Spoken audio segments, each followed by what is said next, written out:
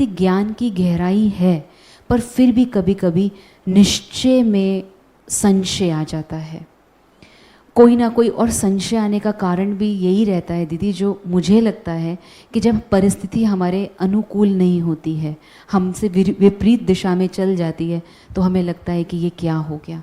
और बहुत सारी बातों में जब हम बाबा के बनते हैं, फिर हमारे साथ ऐसी ऐसी चीज़ें जो बाबा कहते हैं कार्मिक अकाउंट्स भी हमको क्लियर करने हैं, हमारे जब सामने आते हैं तो हमें संशय होता है। उसके ऊपर आप बताएं।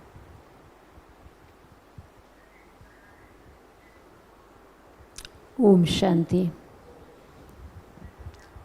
ईशुबेन ने प्रश्न रेज किया कि हम काफ़ी समय से ज्ञान की यूट्यूब के माध्यम से, आजकल तो बहुत ज़्यादा क्लासेस आती हैं, हम सुनते हैं, लंबे समय से सुन भी रहे हैं, फिर भी चलते चलते संशय क्यों आ जाता है। मुझे ऐसा लगता है कि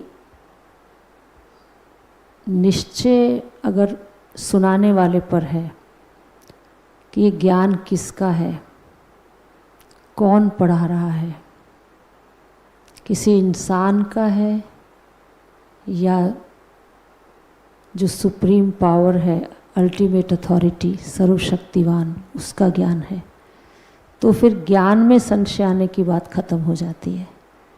अगर हम कहते हैं भगवान का ज्ञान है, हमें स्वयं परमात्मा पढ़ा रहे हैं, कोई इंसान नहीं पढ़ाता है।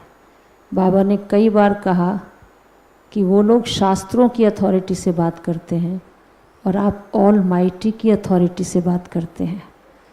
तो सत्य ज्ञान सत्य परमात्मा के द्वारा हमें प्राप्त हो रहा है, उसमें संशय आ नहीं सकता है।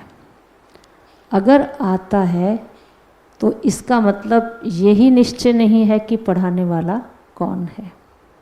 सबसे बड़ी बात क्यों, उसका कारण ये है कि जहाँ तक लॉजिक, और बाबा कई बार कहता है कि बौद्धिक स्तर पे आप लोग सुनते हैं, बुद्धिजीवी वर्ग है जिसमें दिमाग का इस्तेमाल करते हैं लेकिन दिल से प्यार नहीं है। जिसका दिमाग से इस्तेमाल करते हैं उसको किसी ने लॉजिक दिया, वो थोड़े समय के लिए कन्विंस हो गया, लेकिन कुछ ऐसी परिस्थिति आई किसी व्यक्ति के द्वारा या किसी वैभव, क्या एनवायरनमेंट ऐसा हुआ, वातावरण हुआ, तो उस समय उसमें उसको फेस करने की शक्ति नहीं होती है, तो उसको लगता है क्या ज्ञान है, ऐसे बोलेंगे क्या ज्ञान है। उस समय हम भूल जाते हैं कि ये मेरी अपनी क्षमता कम है, ज्ञान तो ठीक है ना। तो जब निश्चय हो जाए किसका ज्ञान है, देने वाला कौन है, सर्वशक्तिवान, तो उसमें संशय की कहीं मार्जिन नहीं होती है।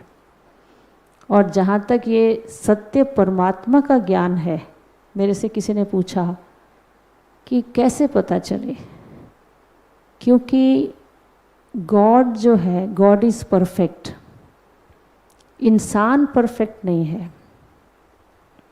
इंसान कहीं न कहीं ऐसे क्लॉज रखेगा जहाँ वो उस नियम को ब्रेक कर सके।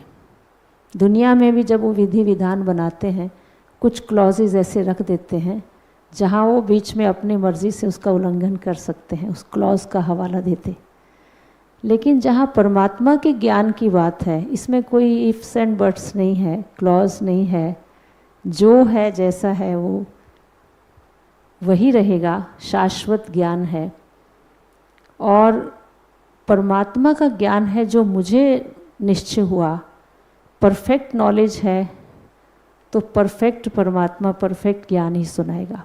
एक छोटा सा उदाहरण हम ले लें कि बाबा ने कहा कि पवित्रता, बच्चे तुम्हें पवित्रता की धारणा नहीं करनी है, तुम तो हो ही पवित्र स्वरूप आत्मा। बच्चे तुम तो हो ही पवित्र स्वरूप, धारण तो दूसरे की चीज़ को किया जाता है, ये तो आपका अपना स्वरूप है। और बच्चे तुम्हें 100% पवित्र बनना है। अगर संकल्प में भी तुम्हारी पवित्रता खंडित होती है तो जन्म जन्मांतर की कमाई नष्ट हो जाती है। इतनी ऊंची बात आज दिन तक किसी इंसान ने हमें सुनाई है? किसी मुरली में बाबा ने थोड़ी सी भी हमें दी हो कि कोई बात नहीं, कभी कभी तो हो जाता है, ऐसा नहीं। बाबा ने कहा नहीं, किसी भी कॉस्ट पे पवित्रता खंडित नहीं होनी चाहिए। तो सेलिबेसी के बारे में, क्योंकि अभी तक हम सुनते आ रहे थे कि 25 साल तक ब्रह्मचर्य, 50 साल तक गृहस्थ, 75 साल तक वानप्रस्थ, फिर संन्यास।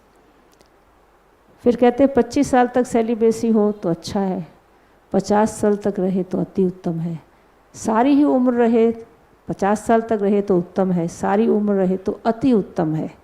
मतलब एम तो अति उत्तम होने का है, लेकिन अगर आप अति उत्तम नहीं हो सकते तो कम से कम उत्तम बन जाओ, अच्छे बन जाओ। तो इन्होंने इस तरीके की बातें धार्मिक पुस्तकों में लिख दी हैं, ताकि अगर हम बहुत स्ट्रिक्ट होंगे तो एक भी व्यक्ति हमारे पास आएगा नहीं, फिर हमारा लाइवलीहुड कहाँ से चलेगा।